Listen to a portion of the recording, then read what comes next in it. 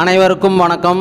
இந்த பதிவில் சென்னை டு சீரடி சாய்நகர் பயணம் மற்றும் சீரடி சாய்பாபா கோவிலை பற்றியும் சீரடியில் பார்க்க வேண்டிய தெரிந்து கொள்ள வேண்டிய அனைத்தையும் தெளிவாக முழுமையாக பார்க்க போகிறோம். ஓம் சாய்நாதனே சரணம் சரணம்.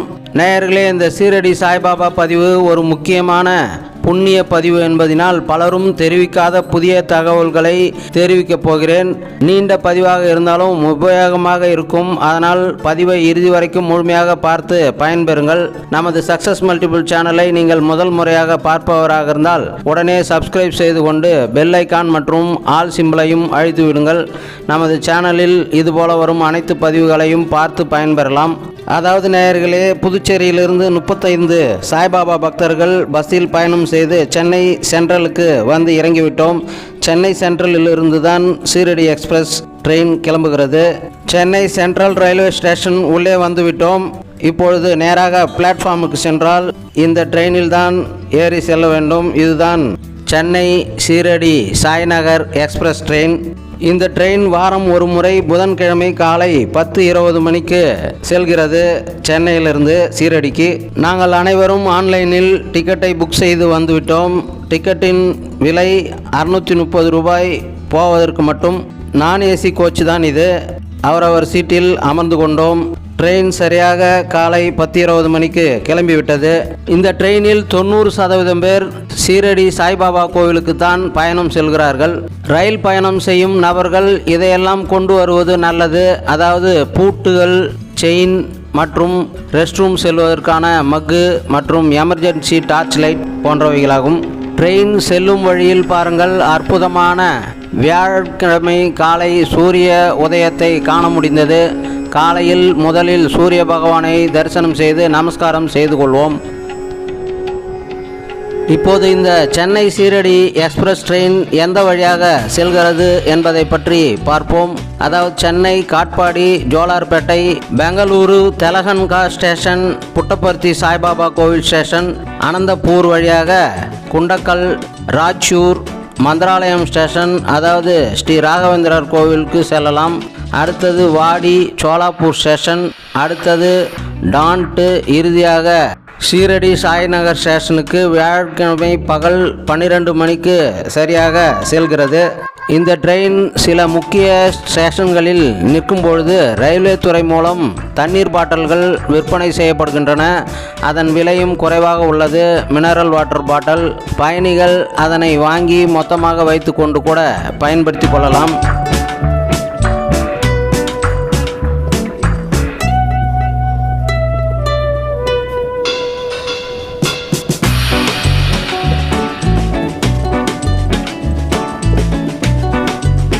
இப்பொழுது காலை 8 மணி அளவில் ஒரு ஸ்டேஷனில் ட்ரெயின் நின்றது.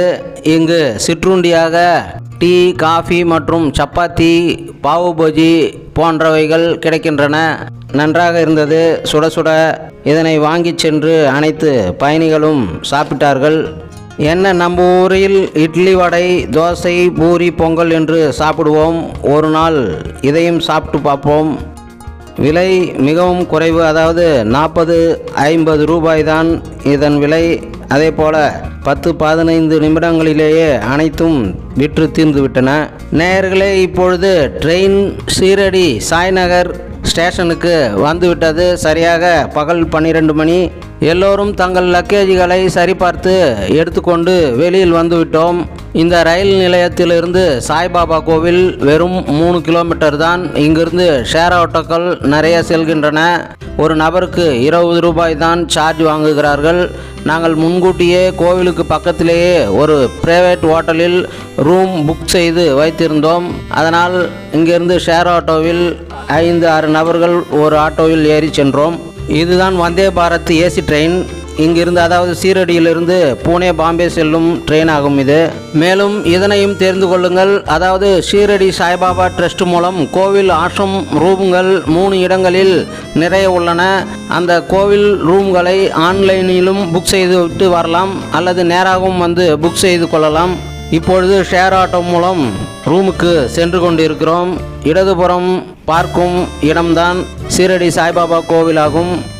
எப்பொழுதும் சீரடியில் வியாழக்கிழமை என்பதனால் கூட்டம் அதிகமாக இருக்கும் என்று எண்ணினோம். ஆனால் கூட்டம் குறைவாகத்தான் இருந்தது.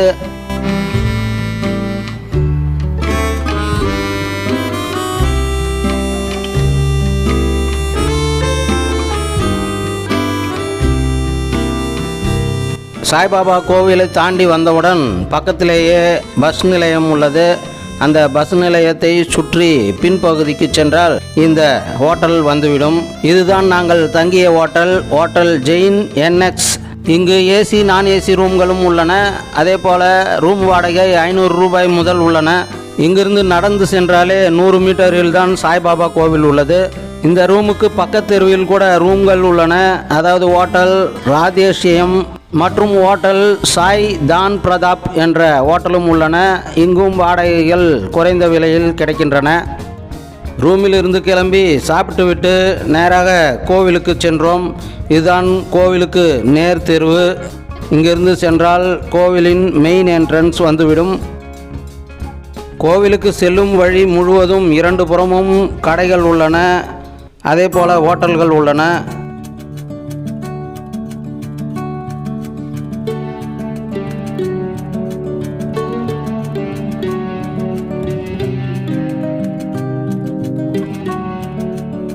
இப்பொழுது சீரடி சாய்பாபா கோவில் மெயின் என்ட்ரன்ஸை நெருங்கிவிட்டோம். இந்த சாலையின் பெயர் நியூ பிம்பல்வாடி ரோடு என்று அழைக்கப்படுகிறார்கள். இப்பொழுது எல்லோரும் அவசியம் தெரிந்து கொள்ள வேண்டியது, இந்த மெயின் என்ட்ரன்ஸுக்கு இடதுபுறத்தில் இருப்பதுதான் துவாரகமாயி மசூதி கோவிலாகும். அதன் பின்பு தெரியும் கோபுரம்தான் சாய்பாபா அவர்கள் சமாதி அடைந்த கருவறை கோபுரமாகும். அதனை வேண்டி வணங்கி கொள்ளலாம். இந்த துவாரகமாயி மசூதியில் தான் சாய்பாபா அவர்கள் கடைசியில் 60 வருடங்கள் தங்கி வாழ்ந்து பக்தர்களுக்கு அன்னதானம், உதி என்னும் விபூதி பிரசாதம் மற்றும் அருளாசியும் வழங்கி வந்துள்ளார். சாய்பாபா வாழ்ந்த காலத்தில் இந்த மசூதி சிறியதாக இருந்துள்ளது. சாய்பாபா குரான் மற்றும் பகவத்கீதையை நன்கு படித்தவர். அவர் முஸ்லிம் மற்றும் இந்து மதத்தையும் சமமாகவும் ஒற்றுமையாகவும் எண்ணி வாழ்ந்தவர். அவர் அல்லாவையும் கிருஷ்ணரையும் கடவுளாக வணங்கி வந்துள்ளார் என்று கூறப்படுகிறது.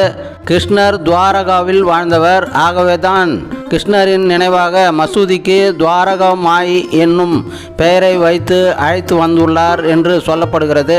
அதே வேளையில் அவ்வப்பொழுது அல்லா மாலிக் என்று சொல்லி வருவாராம். அல்லா மாலிக் என்றால் கடவுள்தான் எல்லோருக்கும் ராஜா என்ற பொருளில் கூறுவாராம். எனவே இந்த சக்தி வாய்ந்த துவாரகமாயில் சாய்பாபா வாழ்ந்து வந்த புனித இடம் என்பதனால் இங்கு சென்று முதலில் வேண்டி வணங்கி வர வேண்டும். இதன் உள்ளே சாய்பாபா ஏற்றி வைத்த அணையா நெருப்பு உள்ளது. அந்த நெருப்பில் வரும் சாம்பலைத்தான் உதி என்று கொடுக்கப்படுகிறது. துவாரகமாயை வணங்கிவிட்டு வெளியில் வந்தால் வலதுபுறத்தில் உள்ளது சாவடி என்னும் இடம். அதாவது சாய்பாபா வாழ்ந்த கடைசி 20 ஆண்டுகள் இரவில் மட்டும் துவாரகமாயிலிருந்து இந்த சாவடியில் உள்ள வலதுபுறம் அறையில் வந்து தங்கி உறங்குவதை வழக்கமாக வைத்து வந்துள்ளார். அதனால் இந்த இடமும் சக்தி வாய்ந்த சாய்பாபாவின் புனித இடமாக பக்தர்களால் வணங்கப்பட்டு வருகிறது. இந்த சாவடியை பற்றிய முழு விவரத்தையும் கோவிலுக்கு சென்று வந்துவிட்டு கூறுகிறேன். இப்பொழுது சாவடியை வணங்கிவிட்டு வந்து இந்த நுழைவு வளைவு வழியாக உள்ளே சென்றால் நேராக ஆஞ்சநேயர் சன்னதி உள்ளது. இந்த ஆஞ்சநேயரை சாய்பாபா தினமும் சாவடிக்கு வரும்பொழுதெல்லாம் வணங்கி செல்வாராம். நாமும் இந்த சக்தி வாய்ந்த ஆஞ்சநேயரை உள்ளே சென்று வணங்கி அவருடைய அருளை பெற்று செல்வோம். ஆஞ்சநேயரை வழிபட்டு வந்தவுடன் கோவிலுக்கு செல்லப் போகிறோம். அதற்கு முன்பு முதலில் செய்ய வேண்டியது மொபைல் ஃபோன் மற்றும் செப்பல்களை கோவில் பாதுகாப்பு நிலையத்திலேயே வைத்துவிட்டு செல்லுங்கள். வெளியில் செப்பல்களை விட்டுவிட்டு சென்றால் கோவிலை சுத்தம் செய்பவர்கள் எடுத்து சென்று வேறு இடத்தில் போட்டு விடுவார்கள்.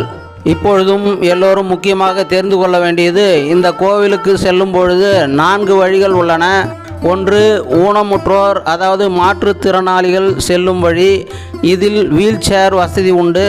வீல் சேரில் அமர வைத்து கொண்டு நாமே கோவிலுக்கு சென்று சாய்பாபாவை தரிசனம் செய்து வரலாம். அடுத்தது இரண்டாவதாக ஓல்டேஜ் முதியோர்களுக்கான தனி வழி உள்ளது. இந்த கியூவில் வயதானவர்கள் மட்டும் சென்று விரைவாக சென்று தரிசனம் செய்துவிட்டு வரலாம். அடுத்தது மூன்றாவதாக ஸ்பெஷல் கியூ, சிறப்பு தரிசன கியூ. இதற்கு ஒரு நபருக்கு 200 ரூபாய் செலுத்தி உள்ளே சென்று விரைவாக தரிசனம் செய்யலாம். இந்த ஸ்பெஷல் தரிசனத்திற்கு முன்கூட்டியே நீங்கள் ஆன்லைனில் டிக்கெட் புக் செய்து கொண்டும் வரலாம். அல்லது நேரில் வந்தும் 200 ரூபாய் செலுத்தி டிக்கெட் எடுத்துக்கொண்டு தரிசனம் செய்யலாம். 4வதாக பொது வழி தரிசனம். இதில் செல்லும் பொழுது கூட்டத்தை பொறுத்து 1 மணி நேரம் அல்லது 2 மணி நேரத்தில் சாய்பாபாவை தரிசனம் செய்து வேண்டி வணங்கிவிட்டு வரலாம். அதாவது வியாழக்கிழமை சீரடியில் எப்பொழுதும் கூட்டம் அதிகமாக இருக்கும் என்பதனை அறிந்ததினால் நாங்கள் முன்கூட்டியே ஆன்லைனில் ஸ்பெஷல் தரிசன டிக்கெட்டை எடுத்து வந்திருந்தோம். அதனால் ஸ்பெஷல் டிக்கெட்டில் நாங்கள் உள்ளே சென்று சாய்பாபாவை அமைதியாக நின்று பாபாவின் பாதத்தை தொட்டு வணங்கி நல்ல தரிசனம் செய்துவிட்டு வந்தோம். பக்தர்களே, மிக முக்கியமாக எல்லோரும் தெரிந்து கொள்ள வேண்டியது, எந்த கியூவில் நின்று சென்றாலும் பாபா சமாதி சிலை அருகில் செல்லும் பொழுது பாபா சிலைக்கு லெஃப்ட் ரைட் என்று 2 பக்கமும் கியூ பிரிந்து சென்று பாபாவை தரிசனம் செய்யும்படி அமைக்கப்பட்டுள்ளது. அதாவது ரைட் சைடு கியூவில் சென்றால் பாபாவின் தலைப்பக்கம் நின்று வணங்கிவிட்டு அப்படியே ரைட் சைடு வழியாக வெளியில் அனுப்பிவிடுவார்கள். அதுவே லெஃப்ட் சைடில் சென்றால் பாபாவின் பாதம் தொட்டு வணங்கி தரிசனம் செய்துவிட்டு நடுவிலும் உள்ளே வந்து நேராக நின்று சிறிது நேரம் வணங்கிவிட்டு பிரார்த்தனை உண்டியலில் காணிக்கை செலுத்தி விட்டு வரலாம். பின்னர் பின்பக்கம் வழியாக வந்தால் உதி என்னும் விபூதி பிரசாத கியூ உள்ளது. அந்த விபூதி பிரசாத பாக்கெட்டை பெற்றுக்கொண்டு அப்படியே பாபா சிறு வயதில் முதலில் சில காலம் அமர்ந்து தியானம் செய்த சக்தியுடைய வேப்ப மரம் அங்கு உள்ளது. அங்கு அவரின் சிலையும் வைக்கப்பட்டுள்ளது. அதனை வேண்டி வணங்கி கொண்டு வேப்ப மரத்தையும் சுற்றி வந்துவிட்டு பக்கத்திலேயே பாபாவின் அருங்காட்சியகம் மியூசியம் உள்ளது. அதனையும் பார்த்துவிட்டு வெளியில் வந்தால் பக்கத்தில் பாபாவின் மேல் அணிவித்த பொருட்கள் அனைத்தையும் குறைந்த விலையில் ஏலம் விற்பனை செய்யப்படுகிறது. தேவையென்றால் அதனையும் வாங்கி கொள்ளலாம். கோவிலில் உதி பாக்கெட் 1 மட்டுமே இலவசமாக ஒரு பக்தர்களுக்கு கொடுக்கப்படும். அதிகமாக வேண்டுமென்றால் பக்கத்திலேயே ஒரு டொனேஷன் கவுண்டர் உள்ளது. அங்கு எத்தனை உதி பாக்கெட் வேண்டுமோ தனித்தனியாக ஒவ்வொரு பெயரில் 100 ரூபாய் இதுபோல் செலுத்தி உதி பிரசாத பாக்கெட்டை பெற்றுக்கொண்டு மற்றவர்களுக்கும் பிரசாதமாக அதனை கொடுக்கலாம். உதி பாக்கெட் பெறுவதற்கு மட்டுமே இந்த 100 ரூபாய் டொனேஷன் செலுத்த வேண்டும். மற்றவைகளுக்கு உங்கள் விருப்பம் போல பணம் செலுத்தலாம். டொனேஷன் கவுண்டருக்கு பக்கத்திலேயே பின்பகுதியில் கோவில் லட்டு பிரசாத கவுண்டர் உள்ளது. அங்கு 10 ரூபாய் 25 ரூபாய் என்று 2 லட்டு பிரசாத பாக்கெட்டில் இதுபோல போட்டு கொடுக்கப்படுகிறது. அதனையும் வாங்கி கொண்டு வரலாம். கோவிலை விட்டு வெளியே வந்தால் மீண்டும் துவாரகமாயி வழியாக உள்ளே வந்தால் கோவில் கேண்டீன் ஆஞ்சநேயர் கோவிலுக்கு பின்பகுதியில் உள்ளது. இங்கு டீ 2 ரூபாய், காபி, பால் 3 ரூபாய், mineral water bottle 1/2 litre bottle 5 ரூபாய்க்கும் 1 லிட்டர் பாட்டில் 10 ரூபாய்க்கும் விலை உள்ளது. நாங்கள் இங்கு டீயும் சாப்பிட்டோம், நன்றாக இருந்தது. மறுநாள் காலையில் 1 லிட்டர் தண்ணீர் பாட்டில் 1 கேஸ் வாங்கி கொண்டோம் இங்கிருந்து. மேலும் இங்கு சவுத் இந்தியன் சுவையில் நல்ல டிஃபன் சாப்பாடு உள்ள ஹோட்டல்களும் உள்ளன. பொது தரிசனம் செல்லும் வழியில் இந்த ஹோட்டல் உள்ளது. இந்த ஹோட்டல் பெயர் Sai Sagar food court Udupi restaurant. இந்த ஹோட்டல் ரொம்ப சுத்தமாகவும் இருந்தது, அதே சமயத்தில் சுவையாகவும் இருந்தது. விலையும் மிகவும் நார்மலாகத்தான் இருந்தது. சீரடிக்கு ஏற்கனவே இந்த ஹோட்டலுக்கு வந்து சாப்பிட்டவர்கள் இதன் சுவையும் இந்த ஹோட்டலை பற்றியும் கமெண்ட் பாக்ஸில் தெரிவிக்கலாம். ஹோட்டலில் சாப்பிட்டு விட்டு வெளியில் வந்த பொழுது பொது வழி தரிசன கியூவில் பார்த்தால் பக்தர்கள் கூட்டம் மிகவும் குறைவாக இருந்தது. உடனே மீண்டும் 2வது முறையாக பொது வழியில் சென்று சாய்பாபாவை தரிசனம் செய்து வேண்டி வணங்கி பாபாவின் அருளாசியை மீண்டும் பெற்று வந்தோம். இந்த முறை ரைட் சைடு கியூவில் சென்று பாபாவின் தலைப்பகுதியில் நின்று தரிசனம் செய்து வந்தது எங்களுக்கு முழு மனநிறைவை ஏற்படுத்தியது. சீரடிக்கு வரும் பக்தர்கள் நிச்சயம் பாபா சிலை மற்றும் பாபாவிற்கு தேவையான அலங்கார பொருட்களை வாங்கி செல்ல வேண்டும் என்பது ஒரு முக்கியமான ஆசையும் அடையாளமாகவும் இருக்கும். இங்கு கோவிலை சுற்றி பல கடைகள் உள்ளன. இங்கு பலவிதமான சைஸ்களில் பாபா சிலைகள் விற்பனை செய்யப்படுகின்றன. ஒயிட் மார்பிள் கல்லில் செய்யப்படும் சிலைகள் மற்றும் மார்பிள்ஸ் கல் பவுடரில் செய்யப்படும் சிலைகளும் உள்ளன. இந்த இரண்டிற்கும் வித்தியாசத்தை தெரிந்து கொள்ளுங்கள். மார்பிள்ஸ் கல்லில் செய்யப்படும் சிலைகள் வெயிட் அதிகமாகவும் பியூர் ஒயிட் கலராகவும் இருக்கும்.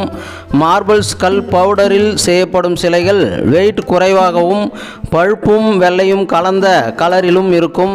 இதனை மிக கவனமாக பார்த்து சிலையை தட்டி பார்த்து வெயிட்டை பார்த்தும் வாங்க வேண்டும். அதே போல் ஒவ்வொரு கடையிலும் ஒவ்வொரு ரேட் சொல்வார்கள். விசாரித்து வாங்குவது நல்லது. ஏமாந்து விடாதீர்கள். அதுபோல நாங்களும் பல கடைகளில் ஏறி இறங்கி விசாரித்து பார்த்ததில் ஹோல்சேல் கடை ஒரு இடத்தில் கிடைத்தது. அந்த கடையில் எல்லா பொருட்களும் தரமாகவும் விலை மலிவாகவும் இருந்தது. நாங்கள் வாங்கிய ஹோல்சேல் கடையின் விசிட்டிங் கார்டை இதில் காட்டியுள்ளேன். அந்த கடைக்கு வந்து நீங்களும் வாங்கி கொள்ளலாம். இங்கு பல மாநிலங்களிலிருந்து வந்து கடை வியாபாரிகளே வாங்கி செல்கின்றார்கள். சீரடிக்கு வருபவர்கள் இந்த ஓம் சாய் ட்ரேடர்ஸ் கடைக்கு வந்து வாங்கி செல்லுங்கள். இந்த கடையானது கோவிலிலிருந்து எதிர் தெருவில் வந்தால் 200 மீட்டர் தூரத்தில் தான் உள்ளது. சீரடி கோவிலில் வியாழக்கிழமை தோறும் இரவில் மற்றும் 9 மணி அளவில் சாய்பாபா பல்லக்கு திருவிழா என்னும் ஊர்வலம் விசேஷமாக பக்தர்களால் சிறப்பாக செய்யப்பட்டு வருகிறது. பக்தர்களே, நான் முன்பு சாவடியை பற்றி முழு விளக்கமாக கூறுகிறேன் என்று சொல்லியிருந்தேன் அல்லவா? அதாவது சாய்பாபா அவர்கள் துவாரகமாயி மசூதியில் தங்கி கடைசி 60 ஆண்டுகள் வாழ்ந்த காலத்தில் மிக சிறிய மசூதியாக மண் தரை கொண்டதாகவும் இருந்துள்ளது. மழைக்காலங்களில் மழை நீரானது மசூதி முழுவதும் மண் தரையிலும் சூழ்ந்து கொண்டு நிற்பதற்கு கூட இடமில்லாமல் மிகவும் சிரமம் அடைந்து வந்துள்ளார் சாய்பாபா அவர்கள்.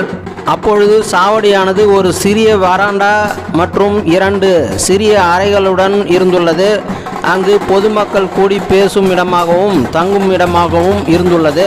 சிறிய துவாரகமாயி மசூதியில் பாபா மிகவும் சிரமப்பட்டு வாழ்ந்து தங்கியிருந்ததை பார்த்து பொறுத்து கொள்ள முடியாத வருத்தப்பட்ட பக்தர்கள் அவரிடம் தொடர்ந்து வேண்டி, நீங்கள் இரவில் தூங்குவதற்கு மட்டும் சாவடியில் வந்து தங்க வேண்டும் என்று அன்போடு கேட்டதற்கு இணங்கி பாபா கடைசி 20 ஆண்டுகள் துவாரகமாயிலிருந்து இரவு சாவடிக்கு வந்து வலதுபுறம் உள்ள சிறிய அறையில் தங்கி உறங்கியுள்ளார். இந்த நிகழ்வு தொடர்ந்து நடந்து வந்துள்ள வேளையில் பாபாவின் தீவிர பக்தர்கள் சிலர் இந்த நிகழ்வை ஒரு ஊர்வலமாக மேளதாளங்களுடன் திருவிழா போல செய்ய விரும்பி 1909ஆம் ஆண்டு முதல் 1918 அக்டோபர் மாதம் வரை தொடர்ந்து மிக விசேஷமாக செய்து வந்துள்ளார்கள்.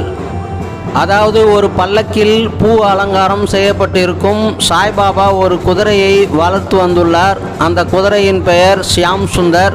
அந்த செல்ல குதிரையின் முதுகில் பாபா படம் வைக்கப்பட்டு மேளதாளங்கள் வான வேடிக்கைகள் தயாராக இருக்கும். சாவடியிலும் பாபா உறங்குவதற்கு அனைத்தும் தயாராக இருக்கும். பக்தர்கள் பாபாவை வந்து அழைப்பார்கள். அதன் பின்னர் பாபா துவாரகமாயிலிருந்து வெளியில் வருவார். அப்பொழுது பாபாவுக்கு பின்னால் ஒரு பட்டு துணியால் அலங்காரம் செய்த குடையை ஒருவர் அவருக்கு பிடித்து வருவார். ஷியாம் சுந்தர் குதிரை அலங்காரம் செய்யப்பட்டு முன்னே செல்ல பல்லக்கு மற்றும் மேளதாளங்கள் முழங்க திருவிழா போல ஊர்வலம் செல்லும். பாபா பின்னே நடந்து செல்வார்.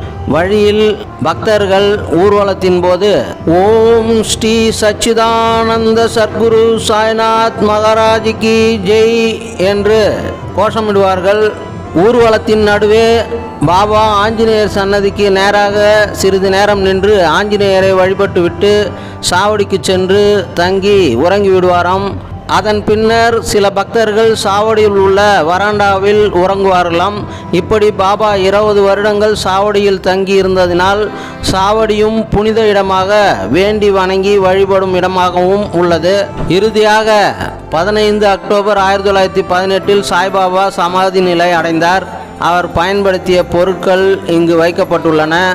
சாய்பாபா வாழும் காலத்தில் நடைபெற்ற அந்த ஊர்வலத்தின் நினைவாகவே வாரந்தோறும் வியாழக்கிழமைகளில் பக்தர்கள் பல ஊர்களிலிருந்தும் வந்து இரவில் 9 மணி அளவில் சாய்பாபா பால்கி திருவிழா, அதாவது பல்லக்கு ஊர்வல திருவிழா என்ற பெயரில் மிக விசேஷமாக விதவிதமான பூ அலங்காரம் செய்யப்பட்ட பல்லக்கில் பாபா படம் அல்லது சிலையை வைத்து பேண்டு வாத்தியங்களுடன் ஆட்டம் பாட்டத்தோடு ஆர்ப்பாட்டமாக ஊர்வலம் நடைபெறுகின்றன. இதனை காண பக்தர்கள் மாலை 6 மணி முதலே இந்த இடத்தில் கூடிவிடுகிறார்கள். அந்த ஊர்வலம் கிட்டத்தட்ட 11 மணி அளவில்தான் முடியுமாம். இந்த ஊர்வலம் அற்புதமாக இருக்கும் என்று முழுவதும் பார்த்தவர்கள் பக்தர்கள் கூறுகிறார்கள். உடல் சோர்வு காரணமாக நாங்கள் முழுவதுமாக பார்க்க முடியவில்லை. மேலும் சாவடிக்கு எதிரில் உள்ள ஹோட்டல் சாய் விராசாத் ரெஸ்டாரண்ட்டில் நார்த் இந்தியன், சவுத் இந்தியன் மற்றும் சைனீஸ் ஃபுட்டு வகைகள் மிகவும் அற்புதமாக இருந்தது. அங்கேயே நைட்டு டிஃபனை சாப்பிட்டு விட்டு வந்துவிட்டோம். அடுத்தது எல்லோரும் முக்கியமாக தெரிந்து கொள்ள வேண்டிய ஒரு செய்தி, சாய்பாபா அவர்கள் தான் சமாதி நிலை அடைவதற்கு முன்பு தன் தீவிர பக்தையான லட்சுமிபாய் ஷிண்டே பட்டேலுக்கு இறுதியாக தான் வைத்திருந்த 9 காயின்களை கொடுத்துவிட்டு ஆசீர்வாதம் செய்து அனுப்பியுள்ளார். அந்த லட்சுமிபாய் அம்மாவின் வீடு தான் இது கோவிலுக்கு எதிர் தெருவில் தான் உள்ளது. அந்த லட்சுமிபாய் அம்மா அவர்கள் சாய்பாபா கையினால் கொடுத்த 9 காயின்களையும் தனக்கு கிடைத்த பொக்கிஷமாக எண்ணி அந்த காயின்களை ஒரு அட்டையில் ஒட்டி கண்ணாடி பெட்டியில் பாதுகாப்பாக வைத்து புகைப்படம் எடுத்து வைத்துள்ளார். இந்த லட்சுமிபாய் அம்மாவிற்கு யாருக்கும் கிடைக்காத ஒரு பாக்கியம், சாய்பாபாவிடம் இருந்து அந்த 9 காயின்களும் அவருடைய ஆசீர்வாதம்தான். எனவே இவர்கள் குடும்பத்திலிருந்து தான் தினந்தோறும் சாய்பாபாவிற்கு படைக்கப்படும் நெய்வேத்திய உணவுகள் கொடுக்கப்படுகின்றது என்பது ஒரு முக்கிய தகவலாகும். சீரடி கோவிலுக்கு வரும் பக்தர்கள் இந்த இடத்திற்கும் வந்து பார்த்துவிட்டு செல்லலாம். அடுத்தது ஒரு முக்கியமான இடத்திற்கு செல்ல போகிறோம். அதாவது பாபா வாழும் காலத்தில் தன்னால் முடிந்தவரை எல்லோருக்கும் அன்னதானம் செய்து வந்துள்ளார். அவரே சமைத்தும் அன்னதானம் வழங்கியுள்ளார்.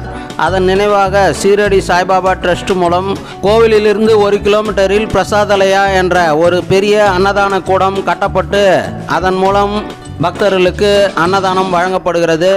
அங்குதான் இப்பொழுது ஷேர் ஆட்டோவில் சென்று கொண்டிருக்கிறோம். ஒரு நபருக்கு ஷேர் ஆட்டோ சார்ஜ் 20 ரூபாய் தான். சாய்பாபா கோவிலுக்கு வரும் அனைத்து பக்தர்களும் அவசியம் இந்த பிரசாதலயா அன்னதான கூடத்திற்கு வந்து சாப்பிட்டு விட்டு செல்லுங்கள். கோவிலிலிருந்து இங்கு நடந்து கூட வரலாம். அன்னதான கூடத்திற்கு செல்லும் வழியில் ஒரு அற்புதமான பாபா சிலை உள்ளது, பார்த்து கொண்டே செல்லலாம்.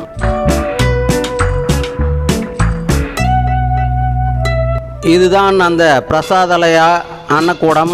இங்கு தினமும் காலை 10 மணி முதல் இரவு 10 மணி வரை உணவு தொடர்ந்து இலவசமாக வழங்கப்படுகிறது.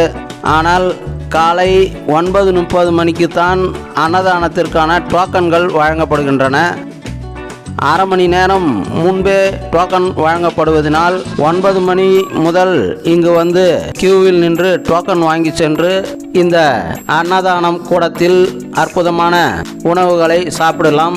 சாய்பாபா அவர்கள் வாழுங்காலத்தில் எப்படி பெரிய அண்டாவை வைத்து சமைப்பாரோ அவரின் நினைவாக அந்த சிலையை இங்கு வைக்கப்பட்டுள்ளது. நாங்கள் இங்கு காலை 7 மணிக்கு வந்ததினால் நாங்கள் சாப்பிட முடியவில்லை. இருந்தாலும் நேயர்களாகிய உங்களுக்காகவே இந்த இடத்தை காட்ட வேண்டும் என்று இங்கு வந்து காட்டியுள்ளேன். அடுத்தது இன்னொரு முக்கியமான இடம், சீரடியில் பார்க்க வேண்டிய இடம். சீரடி பஸ் நிலையத்திற்கு எதிரில் உள்ள சீரடி ஹாஸ்பிட்டலுக்கு பக்கத்தில் சாய்பாபாவின் பக்தர்களில் ஒருவரான சோட்டா பாபா என்று அழைக்கக்கூடிய கண்டோபா அவர்களுடைய சமாதி கோவில் உள்ளது. இங்கும் சாய்பாபா அவர்கள் வந்ததாக கூறப்படுகிறது. இதுதான் அந்த கண்டோபா அவர்களுடைய சமாதி கோவில். இங்கும் உள்ளே சென்று வேண்டி வணங்கி வழிபட்டு விட்டு வந்தோம்.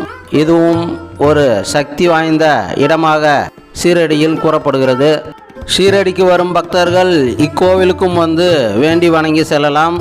இங்கு சாய்பாபாவுடன் இருந்த அனைத்து பக்தர்களுடைய ஃபோட்டோக்களையும் வைத்துள்ளார்கள்.